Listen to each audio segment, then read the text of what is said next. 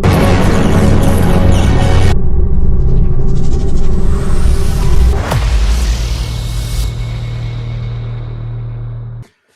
is up, everybody? Welcome back to another round of 0.Point reviews with Jeff and Kevin. This time we're going back to 2001.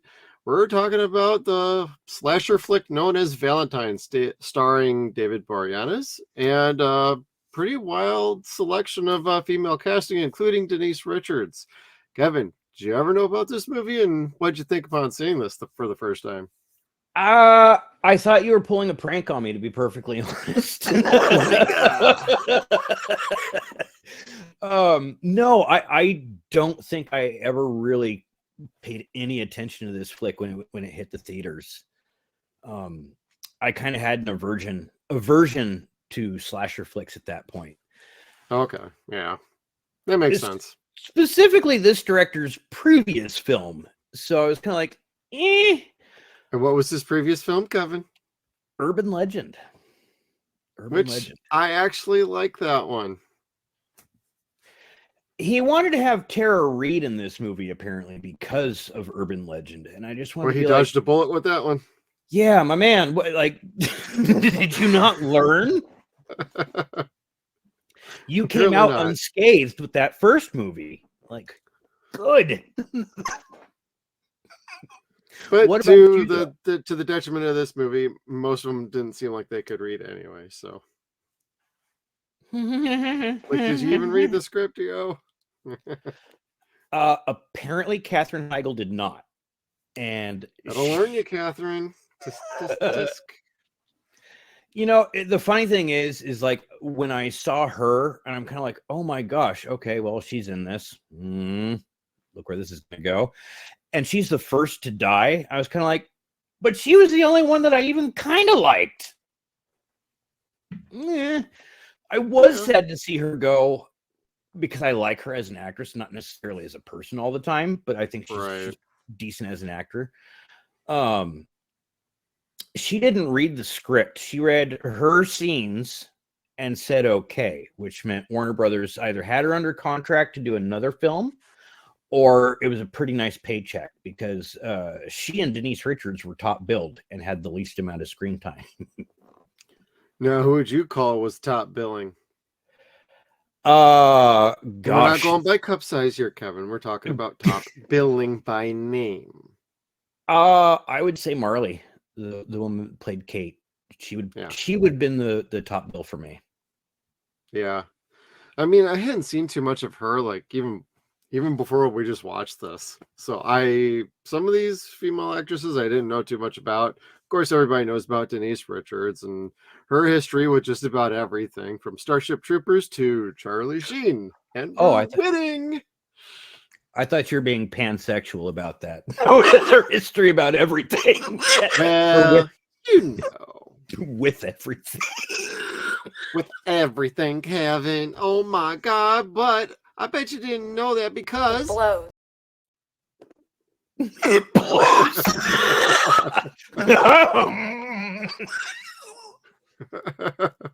And there's our demonetization for the week. We're not even monetized yet. So anybody checking us out for the first time, please hit that subscribe button down below. We're working towards 500, so let's go. Yeah, if we're gonna watch stupid shit, we want to get paid. We want to entertain everybody. Like, not all the movies that we cover on here are gonna be like wonderful gems, but I might surprise you with my opinion about this movie. I mean, there's definitely some issues with the movie, and like, I don't know if we want to just go ahead and just jump right into it. This isn't a fucking horror movie. It's barely even a slasher at best. You see the twist coming a mile away, and there's no gore. There's barely any nudity. So, like, at this product of time in around 2000 to like 2004, like, most of these horror movies had like their teeth yanked out of them. So there was like nothing for them to really like do at this particular moment in time. And a lot of them suffered from it. Even like this was originally supposed to be an R-rated film, and they made it a PG-13, and it every bit looks like a PG horror movie, and not in a good way. Yeah, no. The visual effects had to be way toned down, and that was Yeah, done by Warner Brothers before it even went to the MPAA. right. They felt that it was so close following Columbine that people would be really uncomfortable with all the violence. So they cut the violence and kept the long black trench coat. Which I don't wasn't know. even a leather one anyway, and that's what. Anyway, it doesn't really make any sense to argue that point now. It's like 23 years later. Yeah, unless you're like fucking Lamont Cranston or Neo, Or The don't wear a Crow. long. Yeah, right. That's what more people were pointing at back then anyway. It's like this movie came out after that, not before this. So This is like if there was a picture or an example of generic in the dictionary, like this is Warner Brothers' perfect example of a generic film. Not too gross, not too scary, not too smart, not too stupid. pretty middle of the road, I would call it. Yeah, and the more I read up on it, the more forgiving I was of the director. Exactly. Because Warner Brothers got their fingers in this shit like nobody's business long before it even went to a rating process. People are morons. That's Warner Brothers. Yeah, and that was long before David Zaslav. They have a rich history of fucking shit up. Let me tell you. Getting their fingers into just a little bit of everything. It's a miracle we got some pretty decent movies around this time coming out regardless of that. Most of them were not horror movies, but like some good action movies, some good like drama movies. But when it came to like horror and sci-fi, like they were like defanged pretty much. So none of them had any sort of bite to them at all. And like when you watch this movie, you actually feel like there's something here, but clearly there's a lot missing from it. Like, it felt like this could have been a little more nastier, a little more brutal. The basic setup is just something straight out of the 80s. Like, kid gets wronged, comes back years later to seek revenge on everybody, wears a mask and kills people. It's a pretty tried and true method, and we hadn't had a typical slasher flick up until this point. Yeah, we had like Scream, and we had like Urban Legend, but there wasn't really anything that stood out beyond those. And so they were trying with this one, and nice idea, but it just did not follow through, and the execution was off. But you could feel there's a story here, and there's some interesting character things going on. My big problem is largely when your villain, it looks like he's about 6'4", and all the other men in the movie are about like 6 foot or less, except for David Boreanaz. It's kind of hard not to see who the real bad guy is in this movie, because spoiler alert, it's David. The funny thing is he was never in that costume, and it showed. Yeah. Like the build is nobody in the movie whatsoever. Like correct. None of the characters. Not even close. He looks more like 6'6" in that outfit than David at like 6'2". With a teeny tiny head. What he looked like was Mojo Nixon in fucking Super Mario Brothers as the Goomba with the little fucking head and the the little harmonica. Yeah. It was not good. It was not good. Michael Myers looked a lot cooler than the cherub mask. Hell, fat Michael Myers in Halloween 6 looked better. I got Kevin on that one. I like Halloween 6. I do too. The producers, man. But Paul Rudd's pretty good in that movie. I can't blame him on that one. Although some people don't like him in that movie anyway, so it's starting an argument on that one. Evil didn't die that night. People quit bitching. Yep. Just set the house on fire and let the fire people show up. It's a brilliant 0 Point. But getting back on track, the 2018 Halloween movie is similar in this vein, because like this, that movie, you felt like there was something really strong there, but the studio wanted to make all these other little statements and make sure that those statements got in there, push those in there, and then a lot of fun plot details and scenes got cut. So that's why I always tell people, in my opinion, Halloween Kills was a lot better than Halloween 2018.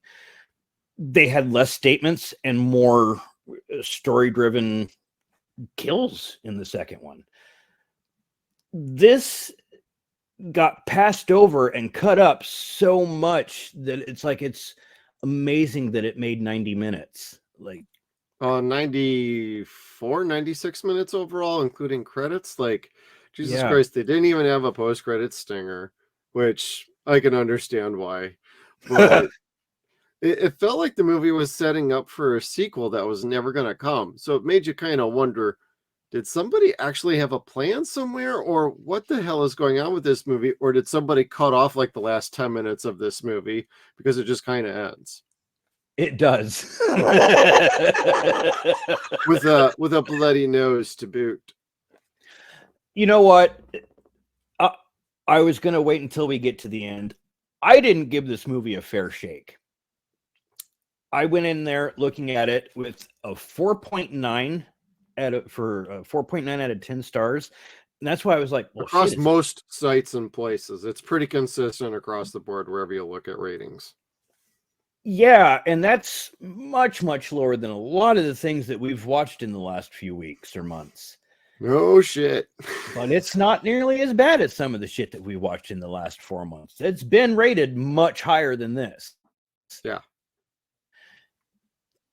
This movie, if you could take out the final product and see what the director wanted to do, what they offered to let him do, what he wanted to make, the cast that he had that had his vision, and then suffer all the studio involvement that Warner Brothers does, because that's their legacy of fucking up franchises. Yep. This wasn't what that team wanted to produce. This wasn't the product they wanted. This is the product that the studio put out, and it's crap. So I mean, if you can kind of watch and see the ley line of what the director was planning, it was a much better flick. And it wasn't so much just your usual slasher flick. It didn't need a sequel. It was pretty perfect as it was. Here's a guy, to your point, it's the same old trope, written by, again, someone's 6th grade sister that's 12 years old. He got beaten up at the school dance and vowed revenge. You're like, again? Okay, Valentine Bluffs. And then the more I'm watching this, I'm kind of like, well, fuck, Valentine Bluffs was a lot cooler than this. And in a way, it kind of is. Which we covered that last year for our Valentine's episode. So please go back and check for that, because we had a fun duo of My Bloody Valentine and then Valentine's Bluffs, the fan film that was a sequel to that. Yes. And this is on par, just about as silly, with bigger actors that do less work. Denise Richards. I'm sorry. You mean she actually worked in this movie? Or she just have a few drinks and just chilled with everybody while pretending to be somebody else? Or spreading diseases, viruses, what have you, things that don't go away with penicillin. Well, she wasn't sharing a hot tub with anybody except a drill. Well, see, that's the great thing about hot tubs. Once you exceed that temperature level, most of those viruses just die. And then if you really want them dead, just throw in an attached electrical cord with a drill attached to it, and zip, everything's gone. For as stupid as that was, and it truly was that, it was fun to watch. Yeah. Yeah. Like, you're sitting there drilling holes in a hot tub that's the only hot tub that has a fucking plexiglass cover. Is that right? Yeah. And so you can see the whole thing. You can see the fake floaties keeping her up above the water, which was again okay. And he's using a big drill to go down through ice, drilling in to hit her, and occasionally hitting her. And finally just stopping, just like, you know what, fuck it, throws the drill in. It's like, what was the intent here? Were you trying to stab her killer with that? Because you overworked that. You didn't need to pull the cover down. You could have just grabbed her, put the drill to her. Yeah, and everyone that wrongs Jeremy or Adam, when they say whatever the turn down was, Denise Richards was, I'd rather be boiled alive. Instead of just throwing the drill in there, it should have just like locked her in there and cranked up the heat so she died slow. See, that's what I thought initially when the lid got closed. I'm like, oh, that's actually going to be kind of neat. And then he got the drill out, and I'm like, yo, what the hell? You overly complicated this damn thing. What are you putting air holes in it for? Yeah. Made no sense. I mean, whatever. Didn't want to boil the lobster alive, so. I thought it was a better idea, but again, that's why I don't make movies. Yep. So. Just saying. But Denise's death was okay. I don't know. Some of the death scenes were kind of disappointing in general anyway. I don't know if that's largely due to cuts or just being reshot because the original death was too grisly or something. I don't know. My favorite of the kill scenes is easily when the lady gets shoved down over the glass edge. Oh, that was fun. That was fun. Pretty good. It's like, okay, more of that, please. Because people mostly tune in for the creative kills. Yeah. And if some of them are pretty standard, hey, that's fine too. You can give everybody a little bit of everything. But like some of them are just, really? That's it? Okay. I liked the first one. The first one got me. That was with Shelley, right? Yes, where she was number one. In the morgue and trying to hide, and there's no exit to the morgue, and she's like, fuck. Yeah. And he's just walking through, like stabbing each cadaver, and gets to the last one. And he opens it instead of just stabs it, and just very quickly, lightly goes across her throat, and she's dead. That was trimmed down by the studio. Yeah. But I liked the suspense to it. Like that, if it would have shown her inside the bag, hearing the thudding from each different cadaver around her, that would have been, it's getting closer and closer. Yeah. And then to have her think he's gone. There's definitely ways they could have found around some of the setups and getting to some of the kills. Well, again, it had a lot of jump scares, which is what we know that studios throw in there for dumb audiences. Oh, they had to think a little bit to make a loud noise. Bah! And none of them worked for me. No, not in this at all. And a lot of the things that made it unique made it very odd and almost creepy in a way that didn't deter me from liking the film in any way, but it certainly didn't make me like it either. Yeah, it made you question, like, what exactly were they going for here? Huh.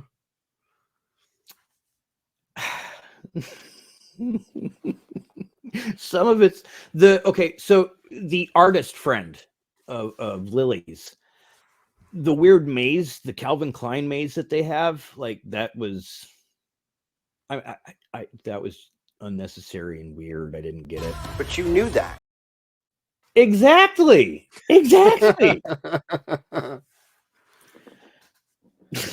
And no, we did not plan that. Like I say, I always upload my video clips just before we start recording. Well, I did plan this. Okay, we'll talk about the weird and creepy. Let's talk about Gary. Oh. When Adam walks in. Don't judge, no kink shaming. He walks in on Gary trying on Kate's fucking underwear. And stockings. That's yeah. And he's like, stay back, man. I'm not okay. You're like, I'm just free balling over here. And he was going to beat his ass anyway. He had what I like to call an Irish hearing aid. And I said that to my wife, or I said it out loud. My wife's like, what is an Irish hearing aid? I'm like, an iron. what? She's like, what the fuck is that? And I'm like, look, it's an Irish hearing aid. Didn't you ever see Suicide Kings? The daddy didn't hear right the first time. Help, I've fallen, and the iron is pressed against my ear. Don't call life alert, call hearing alert. Hearing alert. What? That was pretty awesome. He fucking smashed the fucking iron, hot iron, up against his fucking face, and then began to bludgeon him with it. Yeah. So I mean, I like his planning in that regard. Right, But I agree too. I had a note because he like leaves the iron super duper clean, unplugged, coiled back up. Wound I'm back like, up, yep. killer is gay. Left cleaner than when he got there. Yep, this is totally not Adam. Totally not Adam. And then I felt bad for Adam because like his whole shtick and backstory is that he's a recovering alcoholic. Right. But Kate fucking dangles that over his fucking head throughout the entire flick to the point where she hits him in the head with a fucking champagne bottle. Like, Well, he found the bottom of the bottle somehow. Yeah, right. I mean, yes, I'm sure he did have an alcohol problem, and I'm sure, yes, he did get a little goofy after all that, but you would too if you got stripped naked in front of a whole bunch of people. And got your ass beat because they thought you were assaulting somebody. Yeah, because Buffalo Gal here wanted to keep posterity and said, oh, he attacked me. He attacked me. Even though she was fully on board with, hey, let's go make out. Mm-hmm. You trapping bitch.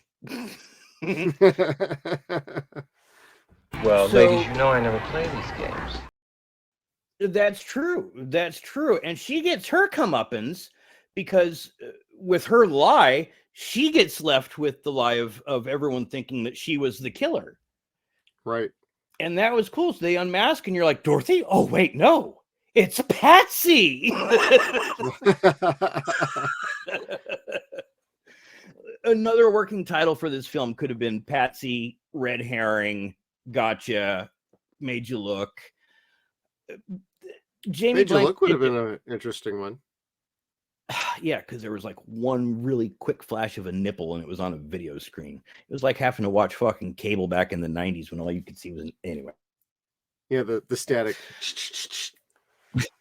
I see a boob. Static elbow. It was boob. a boob. Old pay-per-view. Better than anything. Better than this, goddammit. But I liked the a bit of the red herrings where you think it could be Dorothy at one point, and you're kind of like, no, surely not. Not enough as bad has happened to her. But they did allude to it for a little bit, and that much I appreciated. Like they tried not to be so fucking obvious and being like, David Boreanaz, the star, he's not the bad guy. Just saying. I mean, they did have some nice little touches here and there to kind of make you wonder who it might be, because it's almost too obvious that it might be David, and it ultimately is him. But I did appreciate some of the nuances and even the out of left field, like creepy detective Vaughn who's hitting on Denise Richards' character. It's like, dude, where the fuck did this come from? I mean, clearly they were setting something up with every time they had seen each other before that particular scene, but it's like somebody's got daddy issues. You know she does. Winning. She got tiger blood. Tiger blood, that's what we're calling it. Yep.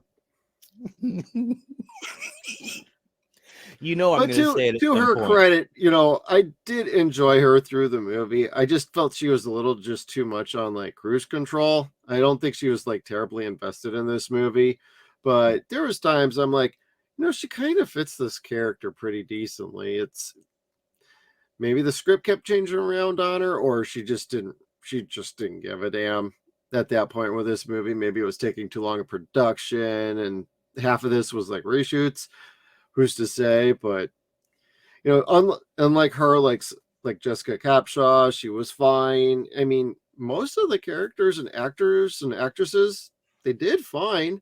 Just at times it didn't really feel like it was flowing very well, and the chemistry seemed to be hit or miss as certain scenes were happening. So, I mean, I liked like Campbell. I liked the deal with him, the idiot yoga guy that was hitting on Dorothy and trying to scam her out of money, and somebody had scammed before was following him. So I appreciated that, but there's no way you would have thought Campbell was a killer. He didn't even act like that at all. He just seemed like a typical sleaze. But most of the guys seemed like total sleazeballs in this movie anyway, so it was kind of par for the course. He reminded me of the son-in-law from Violent Night. The one that wanted to pitch. Yeah, I could see that. The movie. It's an investment. Yep. And then when you break down like the kills in the movie, it's like more gals were killed in this movie than dudes. Like by 2 to 1 is the ratio. It's like, whoa, that's a little different. I would have expected more dead guys in this movie, to be honest, but none of the girls had like boyfriends. It was just like 2 or 3 of them did. So yeah, right. And and people by association, people that like your underwear. Creepy cops who want to feel you up right in the middle of a police station. Creepy cops. Just saying. Like, I really wanted to tell him, go wash your hands. Do you even know? Boldly going where no hand has gone before. Oh, wait. Never mind. It's the opposite. Every hand has gone before. But you knew that. But you knew that. So, she was pretty perfect for the role that she played. I will say this about that, because people do look at her as a bit of a priss. Paige, the character, was much of a priss. Yes. She was a whore. Like, the plot of this movie, like 90% of it is 4 women trying to figure out who they fucked that would have been so angry at them that they'd be pissed off enough to kill. And Paige was the one character that's like, I can name about 7 different JM initials that I've slept with This month. They all tease her about it. She basically admits it herself. It's basically the gag of the movie when it comes to the Paige character. Oh, the other gag, like joke, haha. I thought you were. Anyway. It blows. Although the guy that knew she was a freak that went to the party to get with her, it says he has a present for her and pulls his dick out. I love her response. Oh, you brought your penis for me? Oh my God, she tied him up, and I'm like, I know she's not doing anything. She's gonna leave him hanging. Yeah, I figured he was gonna get. Yeah, oh boy, did he get shriveled! But it's gonna be stuck there for a while. Well, what's surprising is she leaves him tied to the bed, and we never see or hear from him again. You could have given us an easy, like, an extra dead body. I'm just saying. Yeah, because when it gets to a certain point at the very end of the movie, it's like there's literally nobody else in the house but, like, you know, Adam. You got, you know, just the 2 girls left. Where's the whole staff for the whole fucking mansion at? Like, where is literally where is everybody? It's like they've been gone for like an hour, yet these 3 are still kind of traipsing around the house like nothing's going on, and then all of a sudden it's kill mode. And yeah, mom and dad were supposed to have been killed. That was too costly, so it got cut. Of course. Yeah, the stepmom was supposed to have walked in on the cherub pulling the maid in. Instead, they switched that to Dorothy, I think. Not Dorothy, the jealous lady, the jealous girl. I can't remember her name. Yeah, I called her Random Chick. A random chick. Because I didn't catch the name and I didn't bother to do any research to figure out what her name was in this movie. She's just the random chick who got scammed before by Campbell. The chick that already has the use condoms. Well, don't do it. Have a good pull-out game.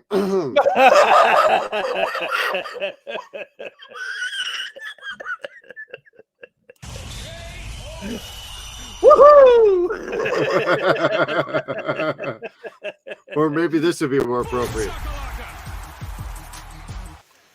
And boom goes the dynamite. What the fuck were we talking about? I derail this. Woohoo! And welcome back to 0 Point Reviews, where we forget what we're talking about frequently. All I know is we were talking about David Boreanaz, Cupid, and blowjobs. Something. I don't know. Yeah, well, we were kind of just more talking about like the ending of the movie and how there was like nobody in the house. Oh, those folks. But it's like, you know, the movie like raced to the end and then immediately forgot about like other things that should have been happening around that same time. Like nobody notified the cops that the power was out, and the one cop that does show up is randomly decapitated that we never see.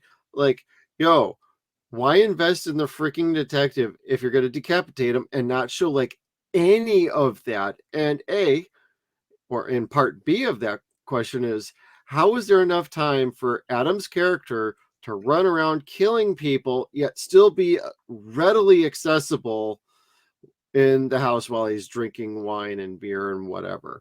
That makes no sense. He has to keep cleaning, keep changing his outfit continuously. Like, things just, the logic just escapes me. And I know logic in horror movies is like, is sketchy at best when they're good anyway. But like, you're at 2001. You have a better budget than most horror movies had. Yes, it clocked in at about $10 million. You also had a Super Bowl commercial, which is unheard of for a $10 million slasher movie to get a Super Bowl commercial. And this is the best you could do for like trying to shore up some detail work or logic or common sense. Like, where is the quality control? But Warner Brothers. What can I say? 100 years of excellence. 100 years of oops. And about 50 of those are oops, that didn't work. From the same company that got the Mexican guy that made that hot porno movie to direct the third Harry Potter flick. Yeah. Him. Alfonso Cuarón. Yeah. I was like, wait a second, that's the guy that directed Y Tu Mama Tambien. Ooh. Like, this Harry Potter movie is going to be fresh. Which it was not. Still good, but not on fresh. That fucking movie and book, because I love the movie and then I read the book and then I'm like, oh, that's not a good movie after all. It's so different. Yeah. Which again,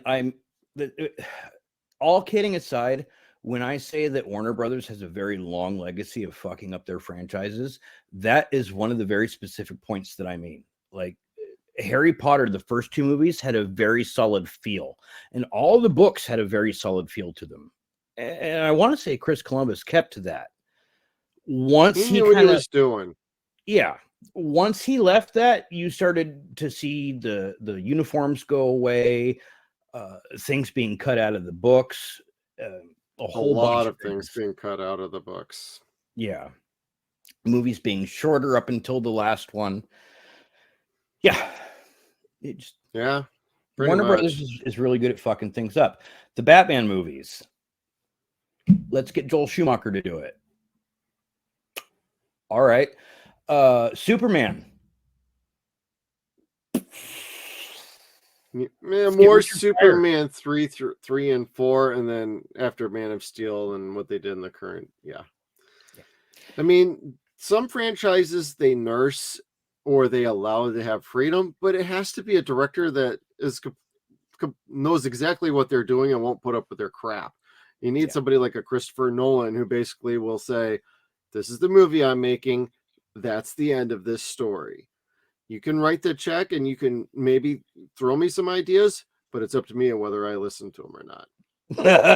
Right? You need the directors that are willing to stand up for that. And unfortunately, they would continue to hire like these directors that just wouldn't push back so much.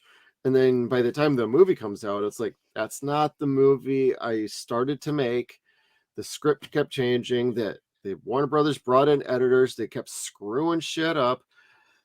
They're also responsible for what we're about to see on our podcast as we cover Human Target Season 2. Because it was Warner Brothers' idea, not Fox, of what's to come with that particular TV show. So we'll be getting into that sometime soon as well.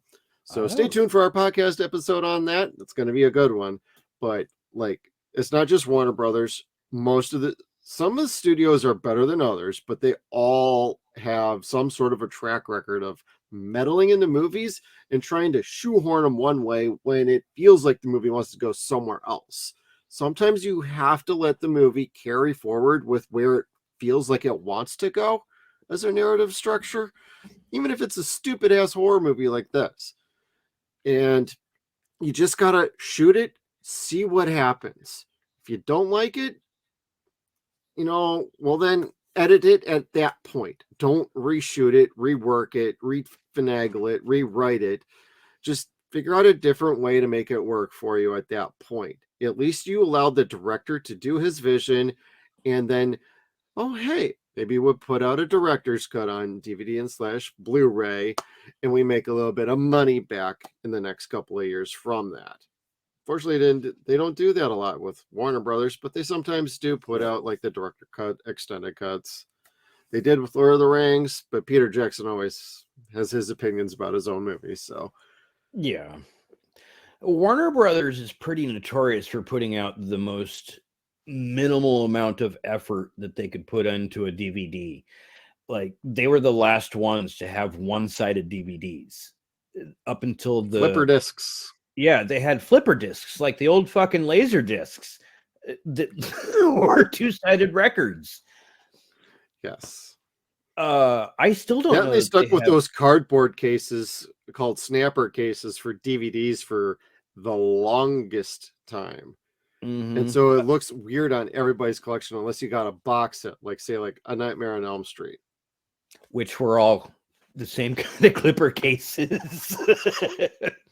It's still the best set they've ever put out for Nightmare, which is too sad. Yeah, because that extra DVD was pretty cool. Yep. And my it came dad's got that in his collection at his house. Does he?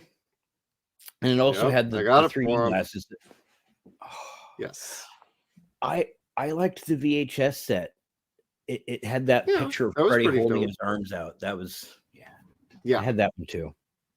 I never got that one, but when that DVD set came out, I totally got in on that right away. And now, as far as like say like how the Valentine movie goes, there is a Scream Factory Blu-ray that is out there. You can get these on Amazon. We got an Amazon affiliate link in the description down below. Buyer beware, what we're telling you about this movie right now, but still, like, if you're interested, if you think you still might like this based on movies around this time that you might enjoy, then absolutely check this out. This is not an expensive Blu-ray. You can get this for about like $15. Even used, you can get it for a little bit less. And it's available on Amazon. It's a pretty good release. It's not got a terrible amount of extras, but it's got a new 2K scan. It's got some commentaries, some interviews. I watched a couple interviews.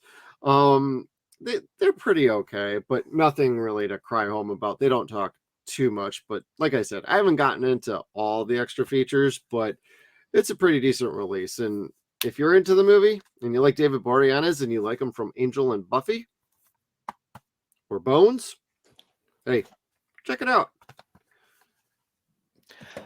Knock this over. Yeah, no, it's expensive and it looks nice. I know. Thank you. Jesus. I mean, that's got the commissioned art on it from Scream Factory, so it looks different than the actual like poster art. which is what's more behind like Kevin's background for his wallpaper. But hot ladies. Here's the actual like movie poster. I mean, Yes. part of the problem with this movie is I think the marketing sucked on it too. Because what do you get out of this when you see the movie poster? You don't get much. But like even their advertising, like why would you spend the money on a Super Bowl commercial when that's not really your target audience? No, Just saying. not really. And shit, was Spider-Man coming out that year too, or have a trailer out that year? 2001, I think so. Yeah. So I mean, that's your competition. I just leave it over here. I don't know. So here's my final thought on this flick. Yeah. I judged it too quickly. It might still be a 4.9. I'm not going to say it's higher than that. It's not a good film. I'm going to call this a cult film. It had the qualities of being so stupid it made me smile.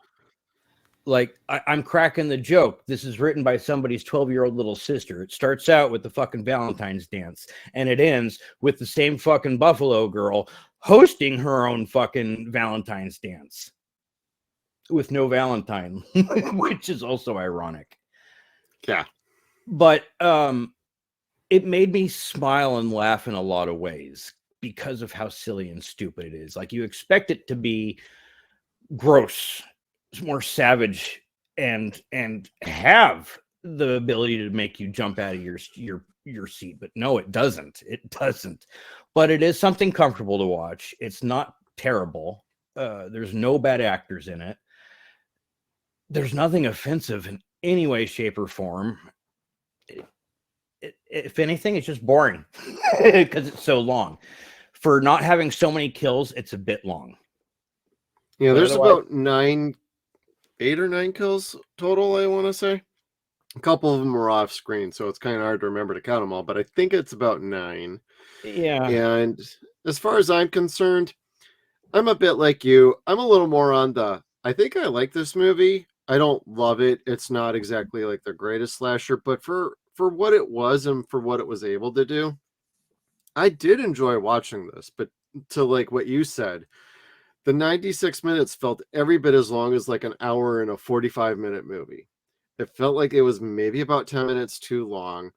And then there's just too many jumps in logic going on. Like we go from one scene to the next and it's like, well, where the hell did everybody go? Or how did we get from this place to this place? And if he's not something supernatural, how is he teletransporting throughout the house, through the grounds, disappearing bodies?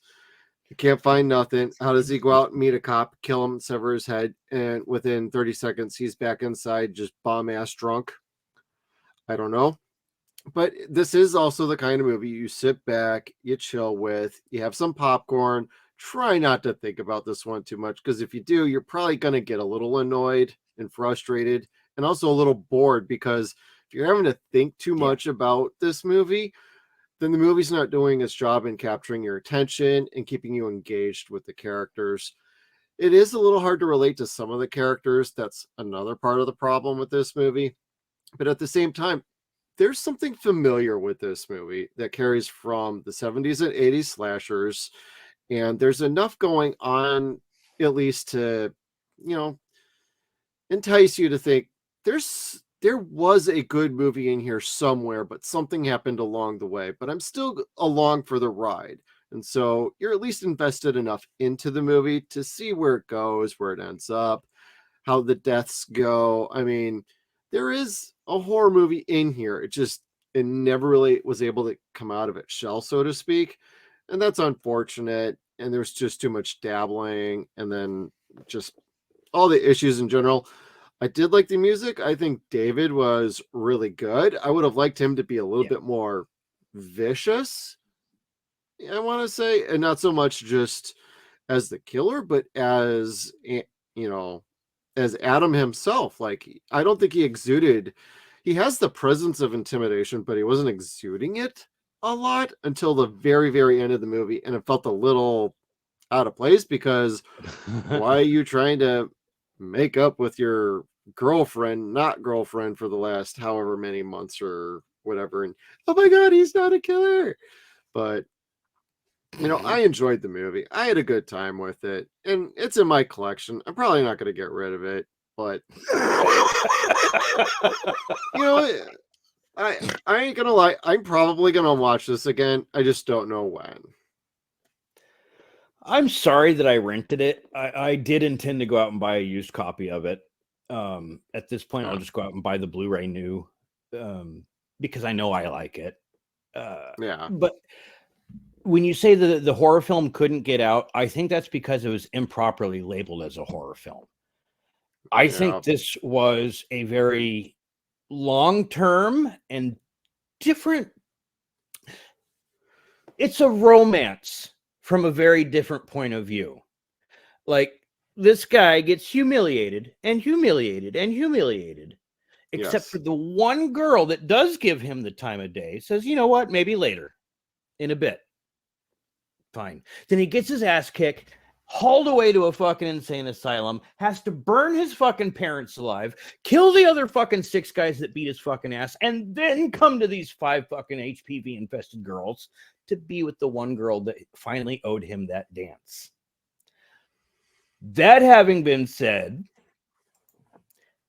they lived happily ever after, what with all them other bitches finally out of the way. Oh, yeah. See, we plan ahead. That way we don't do anything right now. Earl, explain it to me. And that was the final scene with his nose bleeding, and that was cool. Yeah, it's like the bad guy actually accomplished what he set out to do. Which,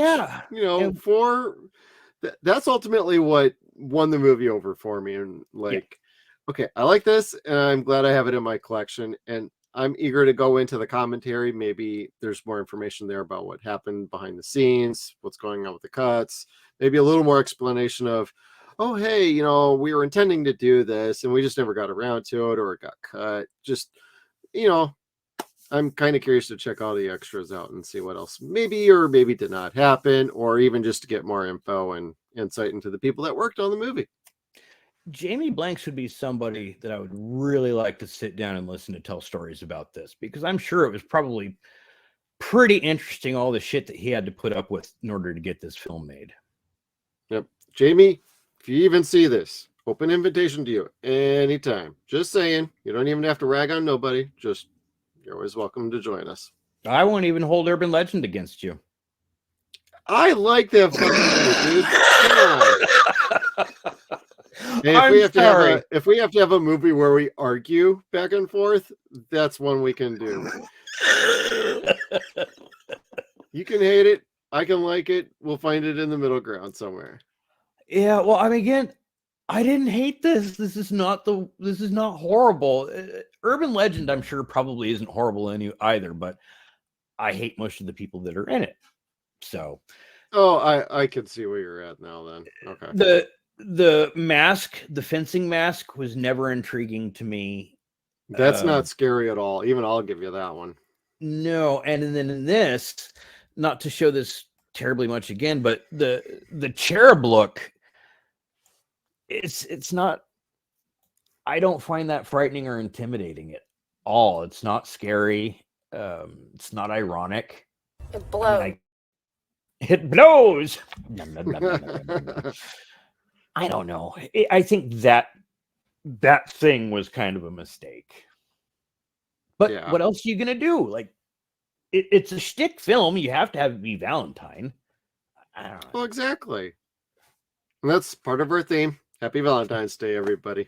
That's right. Happy Valentine's Day. VD for everyone. I said a bad word. And canceled. Just wait. Just wait. I have yet to get us canceled. That might be next week. Well, see, here's the thing. Going back to... I'm going to get us canceled before then. Right on. I don't think Adam was the bad guy. Yes, he killed all these people, and he framed Dorothy for being the killer. Bitch had that fucking coming.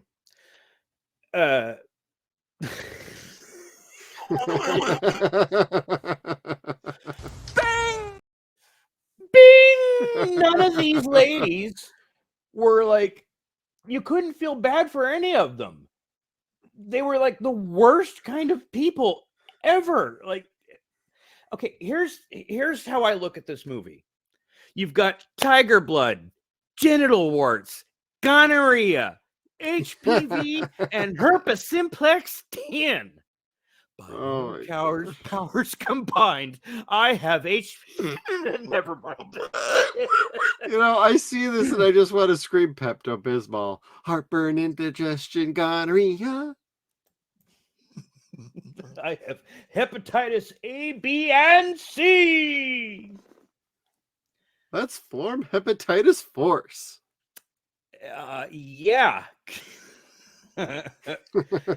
Because again, this is just a group of people that can't figure out who they could have slept with that was that pissed. The people dying. This is kind of like Tucker and Dale versus Evil. The people dying are the bad guys. Oh my god. That movie's so good. Oh shit. Oh shit, I'm fucked. That's one of those movies that I can compare to Bubba Hotep, where you hear it's good, and then you sit and watch it, and you're still kind of like, oh my god! Well, maybe we'll add it to the list sometime this year. That might be our October schedule that's lining up already. I'll have to fucking buy it finally. Which I won't get any complaints from because I know my wife likes that movie. Oh, okay. I also think it's on Tubi or something like that too. I want to say it's forever on fucking Netflix too. Oh, okay. Like, I don't know if they bought it forever, but yeah. Tucker and Dale versus Evil is everywhere. It's very cheap and easy to get. It's highly addictive. I can't recommend it enough. Cool. Looking forward to it. Now, if you're trying to find, like, say, like this movie streaming anywhere, you can find it just about everywhere, but you got to pay a rental. There is no streaming service for Valentine where it's a free to watch, even with commercials. So you're paying for this either by rental, by the old DVD, or even the Blu-ray. So if you're going to get the Blu-ray, if you're already dropping the money and you like your physical media, get that Blu-ray. Yeah, if nothing else, the cover art is really cool, or the commissioned art is really cool for it. Yeah, I did not get a slipcover with mine because it's a newer edition, but these all came with the slipcover that looked exactly like that. And Scream Factory also had a limited edition where they had a poster that came with it too when it first came out. Oh, that I vaguely remember. Yeah, that much I remember. So now I guess I know what that movie was. And knowing is half the battle, Kevin. Mm-hmm. Combat, Carl. All right. Got any other final thoughts or slides for us, Kevin?